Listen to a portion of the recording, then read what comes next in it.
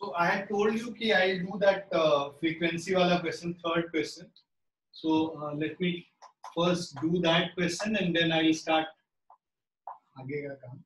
So exercise 14.1, third question is the following distribution shows the daily pocket allowance of children of a locality. The mean pocket allowance is ₹18. Find the missing frequency. तो यहाँ पे देखो table दे रखा है.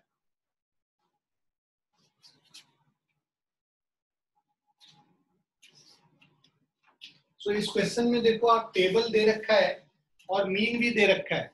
तो आपको क्या करना है बेसिकली कि जो पहले क्लास इंटरवल जो टेबल है उसको हम लोग बना लेते हैं. क्लास इंटरवल्स दे रखे हैं 11 to 13. उसके बाद सेकंड क्लास इंटरवल है 13 to 15. थर्ड क्लास इंटरवल है 15 to 17. Then we have 17 to 19. Then we have 19 to 21. Then 21 to 23.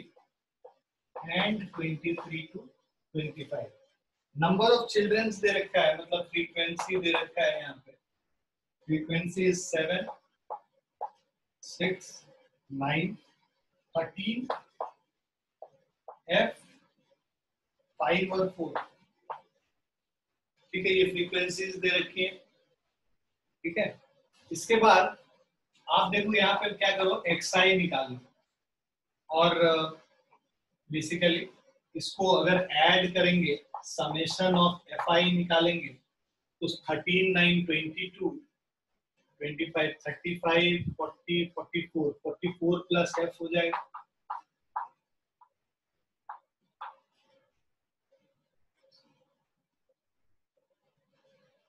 अब XI निकालोगे तो ये इसका क्लास मार्क 11 और 13 है तो 12 हो जाएगा. 11 plus 13 by 2. So 12, 14, 16, 18, 20, 22 and 24. So these are XIs. ये हमने XI निकाल लिया. FI हमें पता है. अब हम लोग क्या करते हैं, FI XI कैलकुलेट करते हैं. देखो यहाँ पे कोई भी मेथड लगा सकते हैं, बट जहाँ पे वेरिएबल आ जाता है ना वहां पे बेटर रहता है कि तुम अगर नंबर्स बड़े नहीं है, ये नंबर्स बहुत बड़े नहीं है तो हम लोग FI XI मतलब डायरेक्ट मेथड ही लगा के कर लेंगे. अगर ये हंड्रेड्स और इन सब में नंबर होगा, बड़े नंबर्स होंगे, तब फिर हम लोग सोचेंगे कि अज्यूम्ड मीन करना है या क्या करना है. बट वो जितना ज्यादा तुम इसमें आगे जाओगे ना कॉम्प्लिकेट होता जाएगा क्योंकि वेरिएबल इन्वॉल्व है. FI XI करोगे 12 7 84, 14 6 84. ठीक है, 16 9 144. 13 into 18 अगर हम कैलकुलेट करें 234 और ये 20F 110 and 96. इन सबको ऐड करना है. तो F वाला टर्म तो खैर अलग ही होगा, है ना. Let us calculate this. So we have 84, 84, 144, 234, and 110, 96. 752. 752 plus of 20F हो गया. ठीक है, ये अब हम लोग को FI XI का समेशन पता चल गया. ये क्या है हमारा, this is basically summation of FI into XI. अब हमें पता है जो मीन होता है, mean is equal to summation of FI into XI divided by summation of FI. और मीन का वैल्यू हम लोगों को क्वेश्चन में दे रखा है. मीन कितना है, 18 है.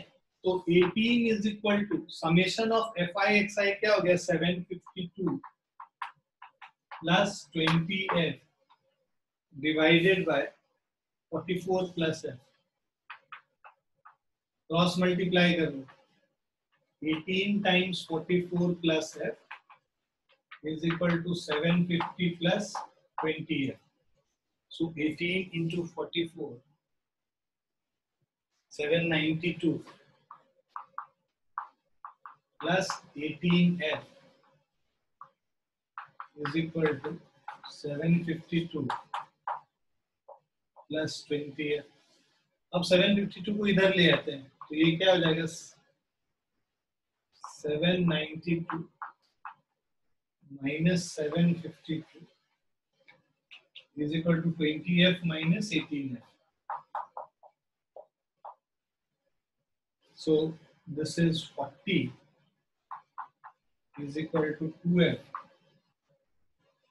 So this will give you f is equal to 20. f का ये वैल्यू हमें कैलकुलेट करना था. So 14.1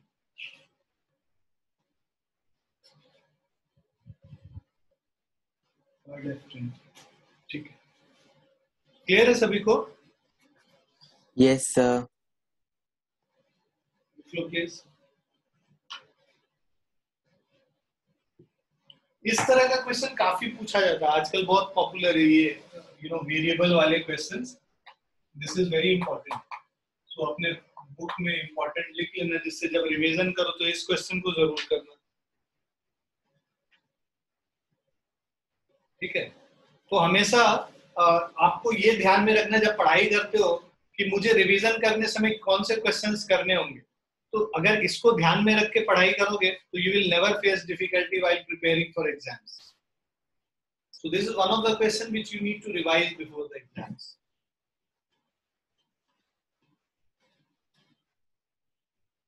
लिख लिया प्रणव?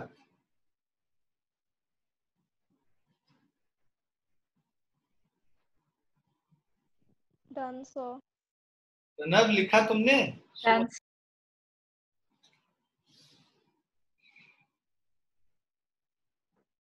हाँ लिख लिया. हमारा वीडियो फ्रीज किया हुआ है.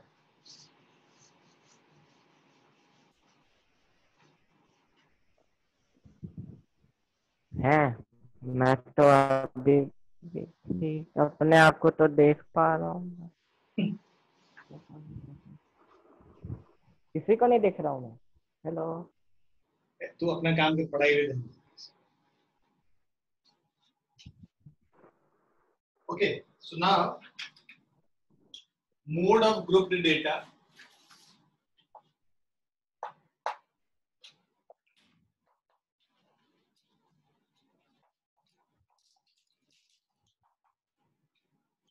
मोड ऑफ ग्रुप्ड डेटा निकालना है. अभी देखो हम लोगों ने देखा था कि अनग्रुप्ड डेटा का मोड क्या होता है. वो डेटा जिसका फ्रीक्वेंसी सबसे ज्यादा होता है वो मोड होता है, right. So that particular data of which the frequency is highest will be known as the mode of a given data. So in a grouped data there is a formula to calculate the mode. So first of all I'll explain that formula, write the formula, and then we'll do some examples and exercise based on that. So जो mode का formula है, mode is equal to L plus F1 minus F0. इन सब का मतलब क्या है अभी नीचे लिखूंगा मैं. F1 minus F0 divided by twice of F1 minus of F0 minus F2 into H. अब ये सारे वैल्यूज हम लोग देखेंगे कि क्या क्या है. सबसे पहले L की बात करते हैं. L क्या है? Lower limit of the model class. So L is lower limit of model class.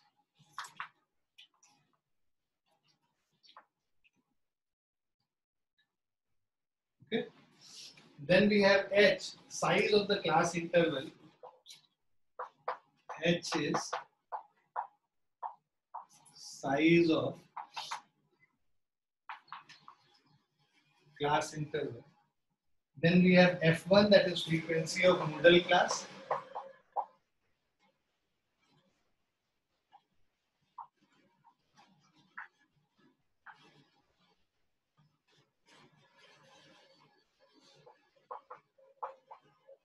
F0 is frequency of class preceding the model class.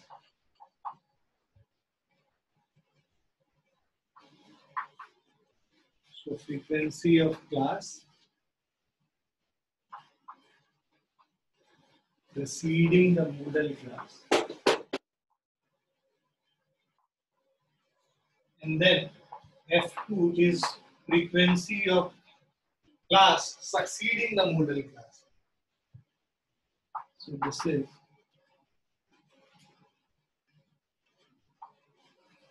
frequency of class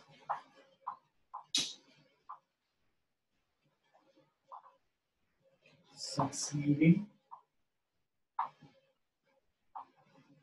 the model class. Clear है सारे terms का मतलब? एक example लेंगे तो ये सब भी समझ में आ जाएगा कि भाई क्लास सक्सीडिंग क्या बोल रहा है, मॉडल क्लास किसको बोल रहा है, प्रीसीडिंग द मॉडल क्लास क्या है, ये सारी चीजें हम लोग देख लेंगे। Sir I had a query. Sir अगर हमारा जो F0 है सॉरी सर F1 जो है वो अगर हमारा लेट्स से लास्ट टर्म होगा एज इन डेटा में हमारा लास्ट वाला पार्ट होगा तो उसमें हम लोग F2 को क्या लेंगे? उनको नहीं दिया है होगा वैसा question. Those questions will not come for your there are other formulas as well to calculate, but that is not in your syllabus. Okay sir, thank you. You will always get a modal class which will be either second or second last. It will never be first and it will never be last for you. Okay.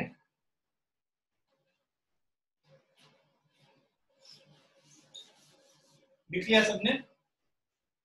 Yes sir. Yes, sir. नहीं, मैं wifi लेने गया था 1 minute. Wifi लेने गया था?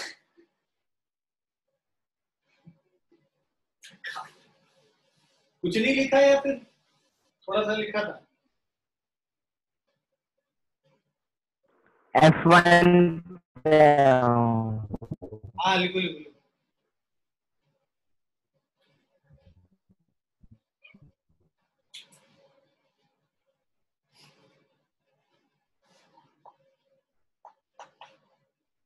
Fifth example है, a survey conducted on 20 households in a locality by a group of students resulted in the following frequency table for the number of family members in a household. So you will find the class interval is 1 to 3, second class interval is 3 to 5, third class interval is 5 to 7.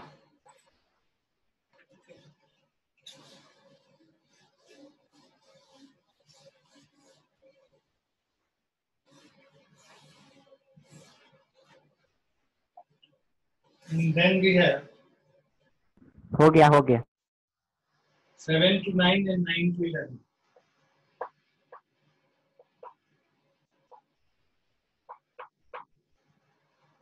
So ये हो गया class interval हमारा. और number of families को frequencies दे रखा है 7 8 2 2 1 7 8 2 2 1. So the class interval in which the frequency is highest is called modal class. So this will become, this class is known as modal class. Okay. So if this is the modal class, this will be जो F1 है, ये frequency of modal class, ये आपका value क्या हो जाएगा? F1 का value हो जाएगा. ये जो है क्लास प्रीसीडिंग, ये वाला क्लास क्या है? Preceding the model class, F0 हो गया. ये जो है class succeeding the model class, frequency of class succeeding the model class, F2 हो गया. और मॉडल क्लास का जो लोअर लिमिट है, ये lower limit of model class H हो गया, L हो गया. और यहाँ पे H का वैल्यू क्लास साइज जो होगा, this is equal to 5 minus 3, upper class limit minus lower class limit. ये सारे वैल्यूज आपको समझ में आ गए कि F0, F1, F2 और L कैसे निकालते हैं और H कैसे निकालते हैं. Is it clear? Yes sir. Great. So now, if we write the formula for the mode, So mode is equal to L plus F1 minus F0 divided by 2F1 minus F0 minus F2 into H. Values put karo. So we have L is 3 plus F1 means 8 minus 7 divided by 2 into 8 minus F0 minus F2 7 into class size 2 है. So this is 3 plus 8 minus 7 1 हो गया 16 minus 9 7 हो गया into 2. So 21 plus 2 23 by 7 हो गया. So 23 divided by 7 calculate कर लेंगे. 3.28 आ रहा है मेरा. 3.28.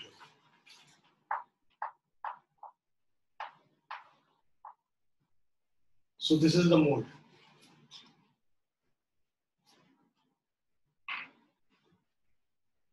सर एक बार ये वाला स्टेप आप ऐसा बता दो कि मैं डिस्कनेक्ट हो गया था. 4 ये हमने F0 कैसे लिया, F1 कैसे लिया, F2 कैसे लिया? जो जिस क्लास का फ्रीक्वेंसी सबसे ज्यादा होता है वो मॉडल क्लास होता है. हाँ सर. इसकी फ्रीक्वेंसी 8 है, सबसे ज्यादा है, तो ये मेरा हो गया मॉडल क्लास. मॉडल क्लास का जो फ्रीक्वेंसी होता है वो F1 होता है. F0 class preceding the model class, इसके पहले वाला क्लास, ये F0 हो गया फ्रीक्वेंसी. और class succeeding the model class ये वाला हो गया, इसके बाद वाला, उसका जो फ्रीक्वेंसी है F2 हो गया. L जो है lower limit of model class है, लोअर लिमिट यहाँ पे 3 है, तो लोअर लिमिट L हो गया. और H जो है क्लास साइज है, 5 minus 3 करके 2 निकाल लो ये क्लास. Okay sir. फॉर्मूले में डालना है और solve. Okay sir, thank you.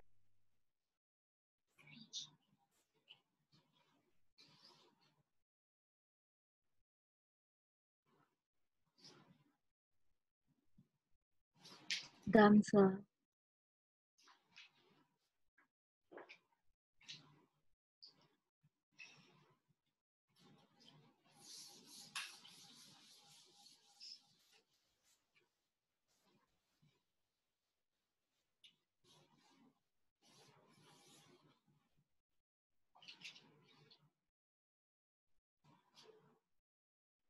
Sixth example.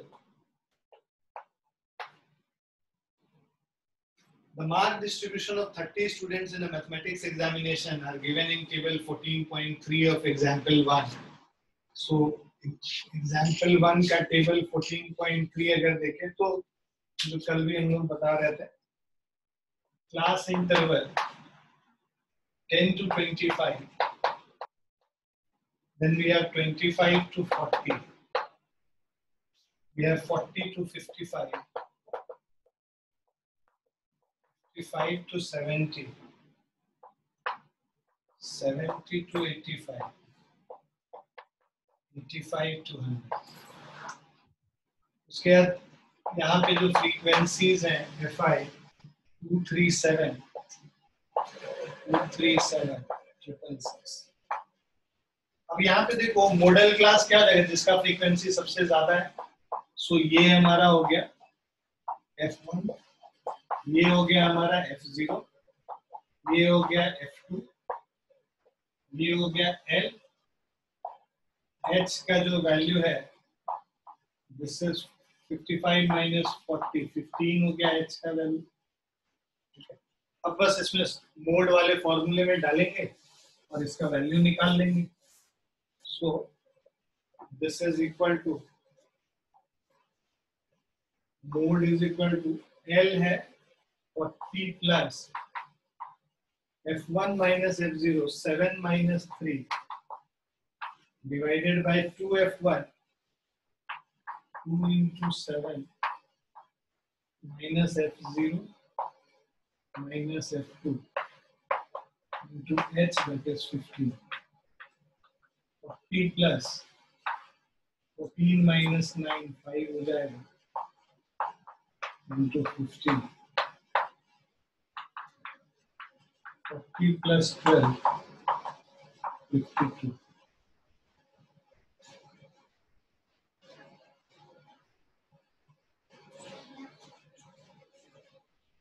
Clear है बच्चों? सर यस सर अगर 55 के 70 पे अगर 7 होता सर, मतलब अगर हाईएस्ट जो हाईएस्ट फ्रीक्वेंसी है वो 2 हो, एक में भी 7 है एक और में 7 सर, तो फिर क्या करते हैं? आया तो ऐसा क्वेश्चन नहीं आएगा, तुम लोग के सिलेबस में नहीं है वो सब। जहाँ पे कि मल्टी मोडल क्लास जो होता है वो सब तुम्हारे सिलेबस में नहीं, अच्छा ओके सर। तुम लोग को नहीं पढ़ना है ना बेटा।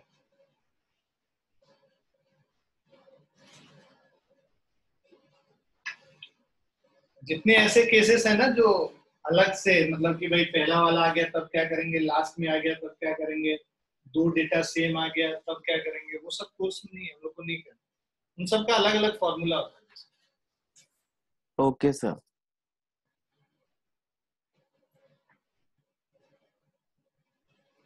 सर यस सर मुझे अभी तक इसका मीनिंग समझ नहीं आ रहा, मतलब 52 क्या है इस पूरे का? 52 है बेसिकली। मोड का मतलब क्या होता है कि जिसका फ्रीक्वेंसी सबसे ज्यादा है।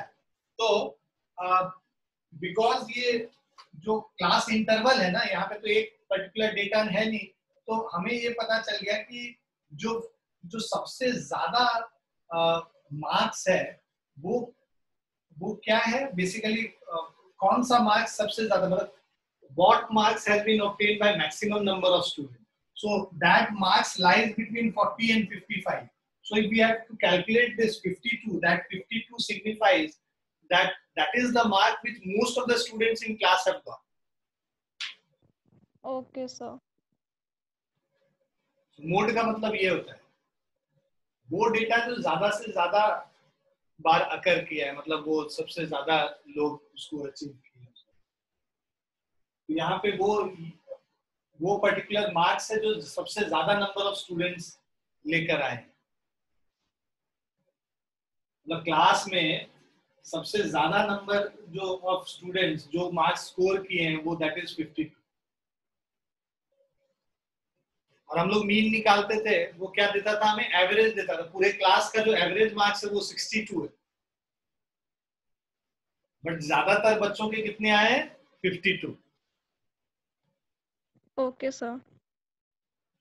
Done sir. लिख लिया सबने? Yes sir.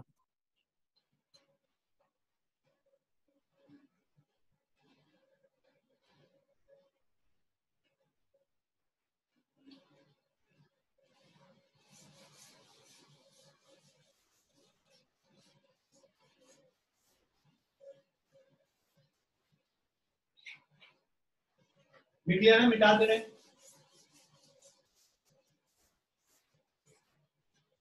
देखो ये वाला जो एक्सरसाइज है 14.2 बहुत इजी है। यही फॉर्मूले पे प्लेस करना है। आई एम श्योर कि तुम लोग प्लेस कर लोगे। एक क्वेश्चन जो है तुम लोग कर लो क्लास में, बाकी तुम लोग घर पे कर सकते हो। सो ये जो फोर्थ क्वेश्चन है, ठीक है, यहाँ पे मीन भी निकालने बोला, लेकिन तुम बस मोड निकाल के हमको बता दो, मीन बाद में निकाल लेना घर पे, या तुम इसका मीन मोड निकाल लो। ये जो फिफ्थ वाला है उसमें बस मोड निकालना है। Do question number 5 of exercise 14.2। Question number 5 exercise 14.2 करके जल्दी बताओ क्या आंसर आया। मतलब करके बताना, पीछे देख के नहीं बताना।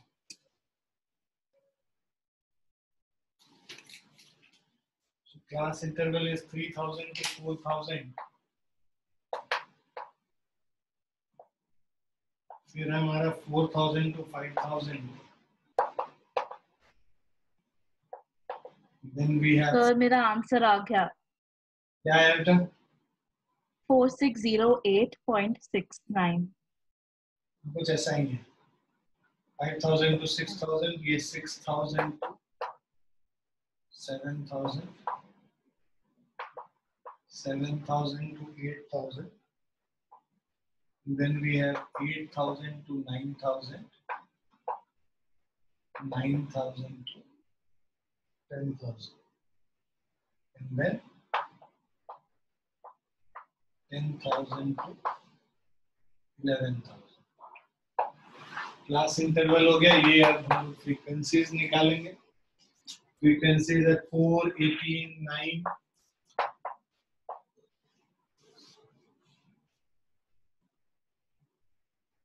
so 4, 18, 9, 7, 6, 3.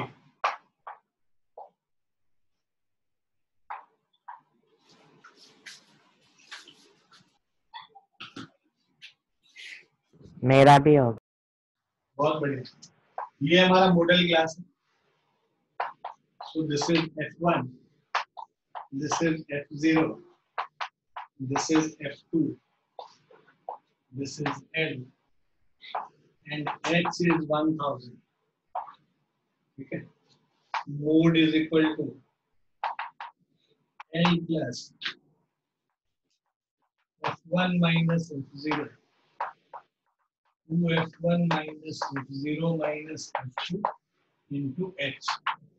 So this is 4000 plus 18 minus 4, 2 into 18, मतलब 36 minus 4 minus 9 into 1000. So this is 4000 plus 18 minus 4 is 14 and 36 minus 13 is 23 into 1000. So if you calculate this,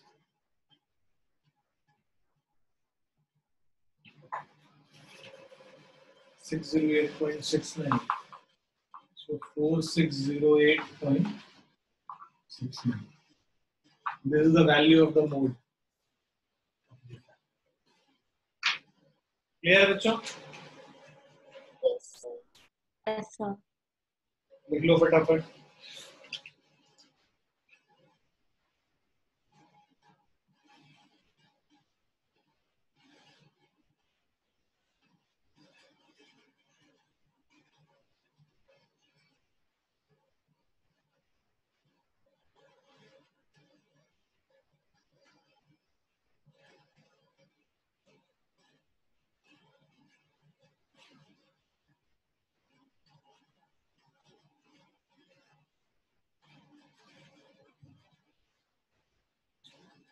लिख लिया बच्चों? Yes sir. Yes, sir.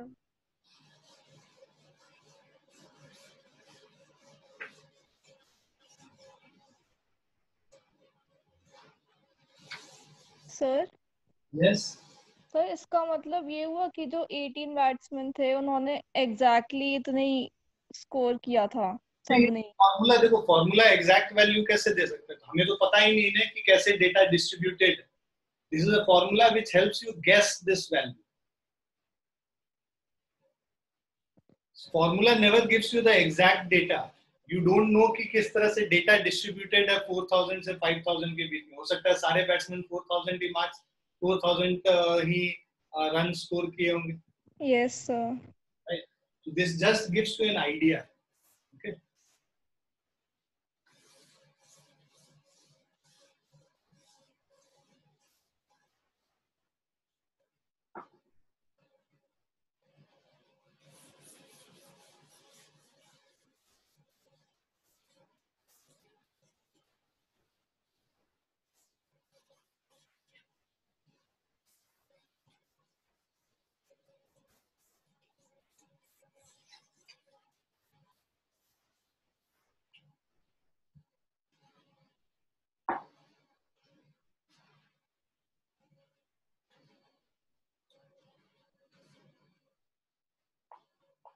now median of grouped data.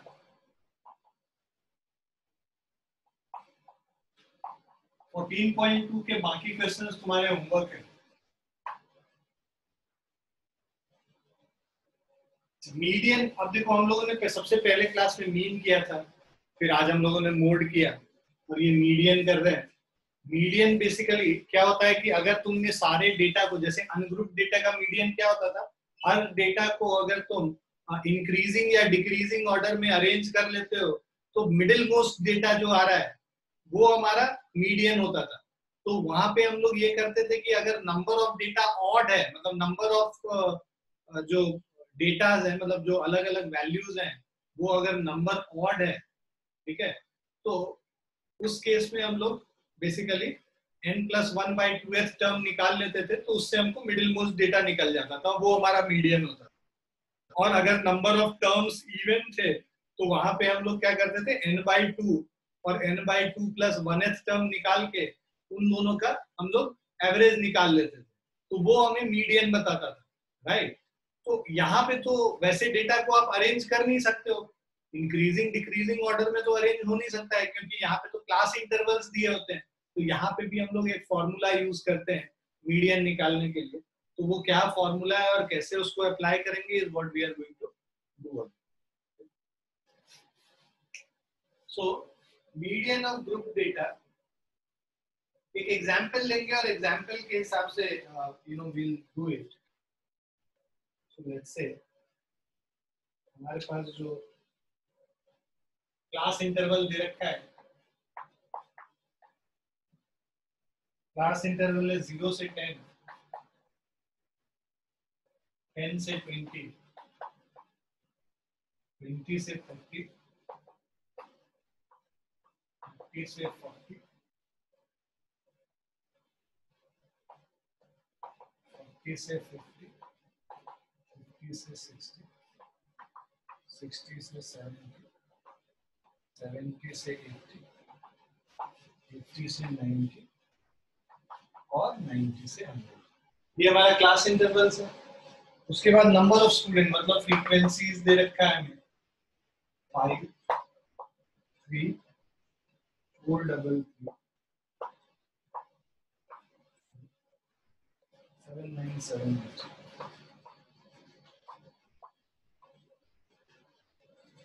ठीक है, ये हमारा frequency हो गया। अब हम लोग क्या करते हैं कि अब हमें कैसे पता चलेगा यहाँ पे मिडिल मोस्ट डेटा कौन सा है, ठीक है। तो यहाँ पे तो फिर जैसे वहां मॉडल क्लास निकालते थे, यहाँ मीडियन क्लास निकालेंगे, तो कौन सा क्लास के अंदर मीडियन लाई करेगा, उसके लिए हम लोग क्या करते हैं बेसिकली, तो यहाँ पे एक तो पहले क्या है ना, तुमको क्यूमुलेटिव फ्रीक्वेंसी डिस्ट्रीब्यूशन टेबल कैसे बनाते हैं वो सीखना। तो यहाँ पे दो तरीके का क्यूमुलेटिव फ्रीक्वेंसी डिस्ट्रीब्यूशन टेबल होता है। एक लेस देन टाइप कहलाता है, दूसरा मोर देन टाइप कहलाता है। तो पहले इसको अगर हम लोग सीखें कि लेस देन टाइप कैसे बनाते हैं, so less than type cumulative frequency,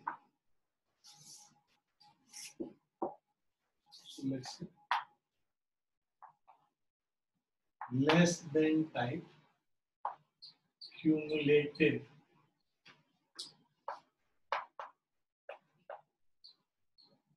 frequency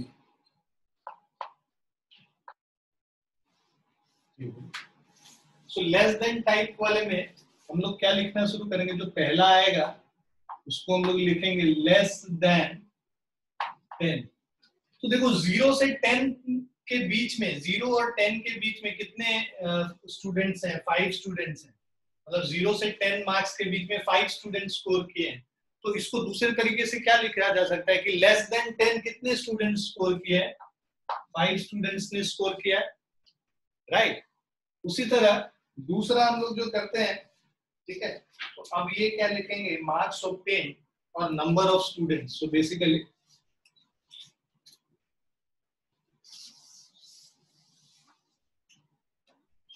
यहां लिख लो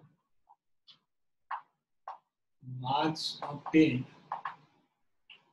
and this is number of students. So marks obtained हम लिखेंगे पहला less than 10, less than 10 कितने स्टूडेंट्स हैं, 5 स्टूडेंट्स हैं। अब अगर हम लोग नेक्स्ट लिखते हैं less than 20, अब देखो less than 20 में 5 और 3 दोनों आ जाएगा ना, 20 से लेस, मतलब कि 0 और 20 के बीच में कितना आ रहा है, 5 और 3 दोनों आ रहा है। तो ये क्या हो गया, क्यूमुलेशन हम कर रहे हैं, क्यूमुलेटिव फ्रीक्वेंसी डिस्ट्रीब्यूशन का मतलब ऐड करते जाना। 5 में हम क्या कर रहे हैं, 3 को ऐड कर दे रहे हैं, तो ये क्या हो गया, 8 हो गया, राइट। तो लेस देन 20 अब कितने स्टूडेंट्स है, 8 स्टूडेंट्स, 5 जो यहाँ 0 से 10 में था और 3 जो 10 से 20 में था, टोटल 8 स्टूडेंट्स को लेस देन 20 मार्क्स आए। उसी तरह थर्ड हम लोग लेस देन 30 लिखेंगे, तो लेस देन 30 में ये 4 भी ऐड हो जाएगा, 8 प्लस 4 क्या हो गया, 12 हो गया। उसके बाद लेस देन 40 अगर हम लिखेंगे तो 12 में 3 और ऐड हो जाएगा, 15 हो जाएगा। लेस देन 50 अगर हम लिखेंगे, है ना, अब हम लोग 15 में 3 और ऐड कर देंगे, ये 18 हो जाएगा।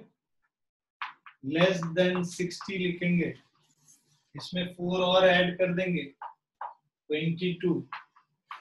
लेस देन 70 अब हम लिखेंगे, 22 प्लस 7 कर लेंगे, 29। और less than 80, 29 plus 9 38। Less than 90, 38 plus 7 45। और लेस देन 100, 45 प्लस 8 53। तो ये जो लास्ट वाला डेटा आता है, ये टोटल नंबर ऑफ डेटा है। बेसिकली इसका समेशन करते, समेशन ऑफ fi, तो हमें 53 मिला।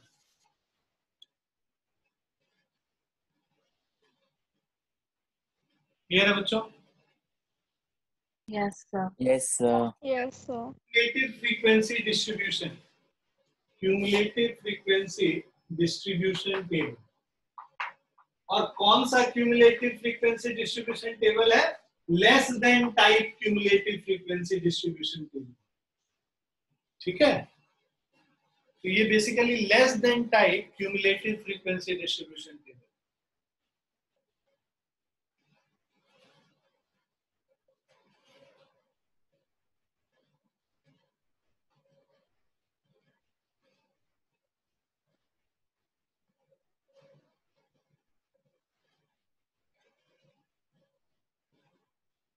Is it clear to everyone? Yes, sir. Yes, sir. Yes, sir.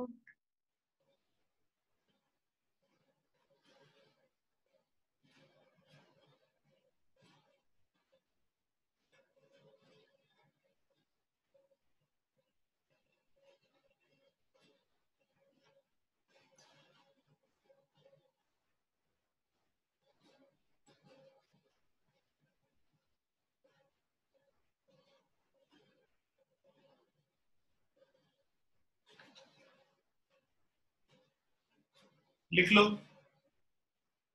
Done, sir. Done? Everyone?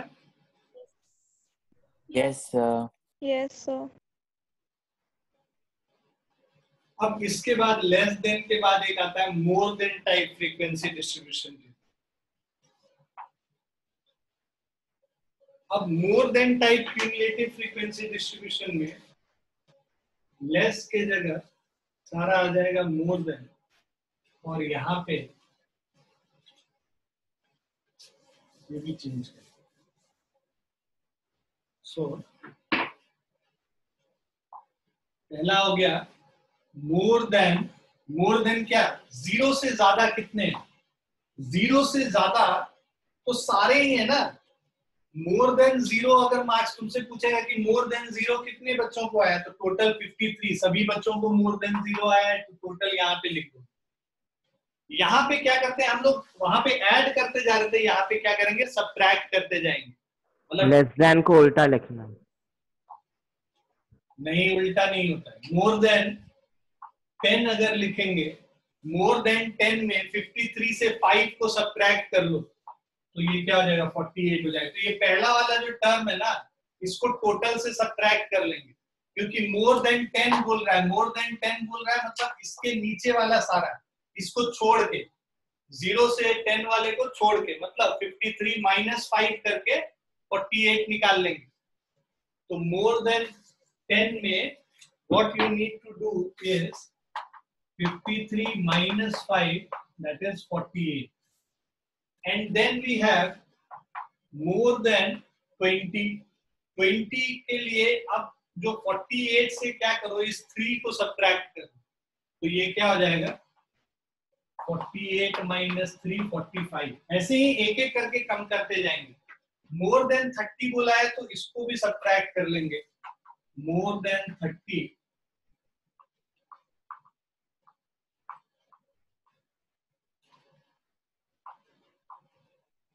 More than 30 अगर हमें निकालना है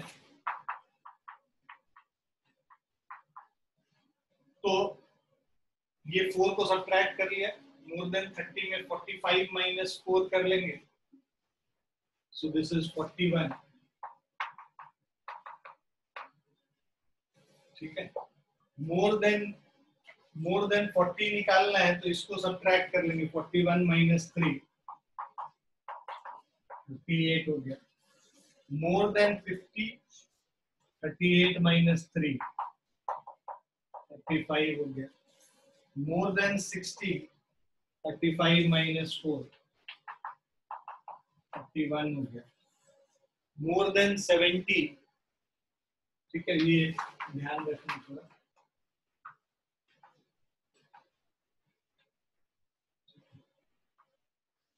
मोर देन 70 हमें निकालना है तो 7 को सब्ट्रैक्ट कर लेंगे।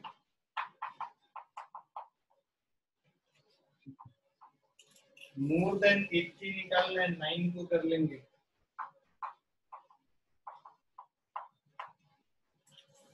मोर देन 90 करना है तो 7 को सब्ट्रैक्ट कर लेंगे।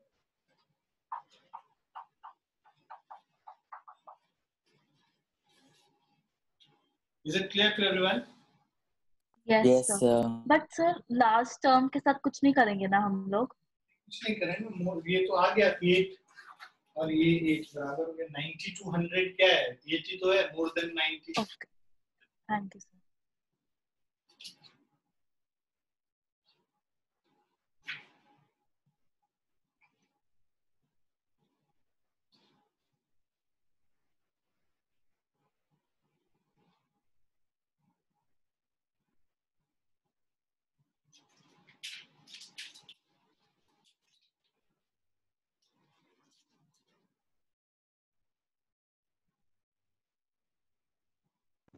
सर इससे रिलेटेड हमारे पास कोई क्वेश्चन भी आ सकते हैं? हाँ तो और क्यों पढ़ा रहा हूँ मैं? अभी मीडियन का फॉर्मूला लिखूंगा ना तो ये बनाना पड़ता है क्यूमुलेटिव फ्रीक्वेंसी। ओ हम लोग को अजीब वगैरह बनाएंगे तो उसमें भी बना के दिखाना पड़ता है। तो less than type cumulative frequency और more than type cumulative frequency अभी हम लोग जो नेक्स्ट एक्सरसाइज भी करेंगे उसमें भी यूज हो, इसीलिए यहीं पे बता दिए एक ही बात।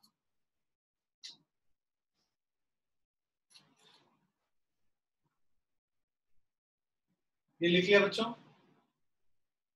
Yes sir.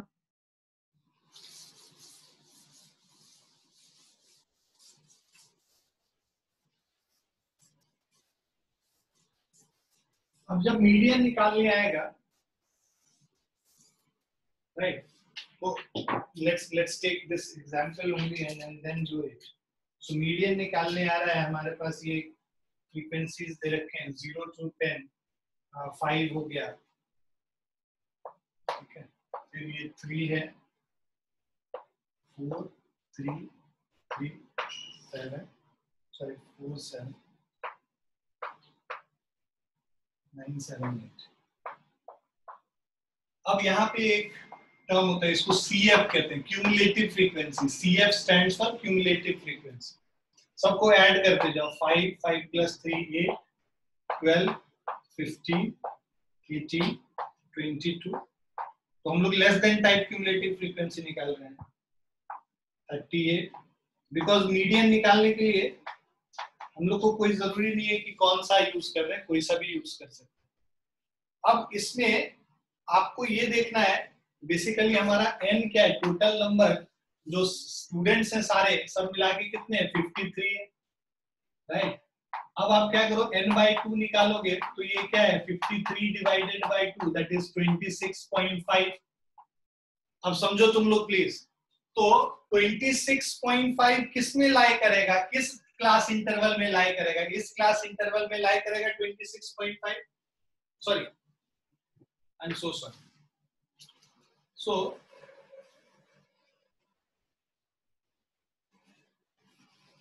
हमारा क्यूमुलेटिव फ्रीक्वेंसीज हम लोग ऐड करते जाते हैं। तो क्यूमुलेटिव फ्रीक्वेंसी 12, 15, 18, 22 और उसके बाद 29 आ गया। तो 22 के बाद जंप जो आया है 29 में, दैट मींस 22 स्टूडेंट के बाद 26.5 स्टूडेंट वो इस वाले क्लास इंटरवल में लाई करें। मतलब कि ये जो n/2 आया है उससे जस्ट बड़ा वाला जो क्लास इंटरवल होता है जिसमें क्यूमुलेटिव फ्रीक्वेंसी जस्ट उससे बड़ा है ना, अप टू 22 यहाँ तक है। 22 के आगे 29 तक यहाँ पे मान लो तुमने रोल नंबर के हिसाब से उनको मार्क्स के हिसाब से इनको अरेंज कर दिया, तो 22nd स्टूडेंट यहाँ पे है और 22nd स्टूडेंट के बाद 29th स्टूडेंट तक, 22nd से 29th स्टूडेंट तक इस वाले क्लास इंटरवल में, राइट। इसका मतलब ये होता है। तो 26.5 वाला जो स्टूडेंट है वो इसी में, इसी क्लास इंटरवल में, तो ये हमारा हो गया मीडियन क्लास।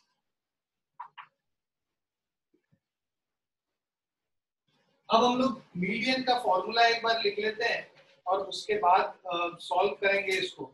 सो मीडियन का जो फॉर्मूला है, median is equal to L plus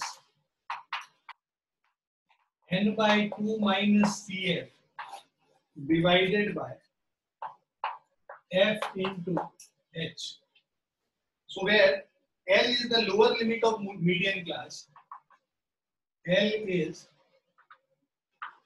lower limit of median class. तो मीडियन क्लास ये है, लोअर लिमिट यहाँ पे क्या है 60 है, राइट।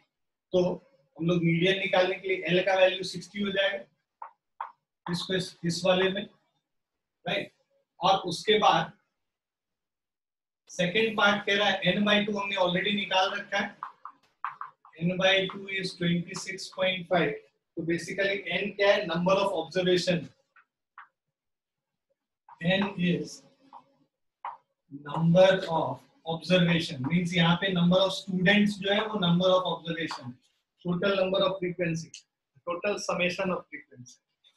n/2 निकल गया, n का वैल्यू निकल गया। CF is cumulative frequency of class preceding the median class. तो ये हो गया CF, class preceding the median class,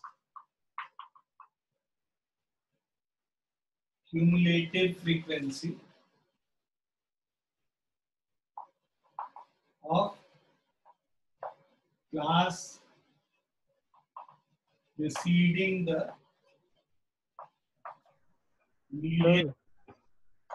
sir ऊपर वाला पार्ट दिख नहीं रहा है, ये 26 पॉइंट, हाँ ठीक ठीक है। CF हो गया, F है फ्रीक्वेंसी ऑफ मीडियन क्लास, ये हो गया F, ये हो गया CF और ये वैल्यू हो गया F। So F is frequency of median class.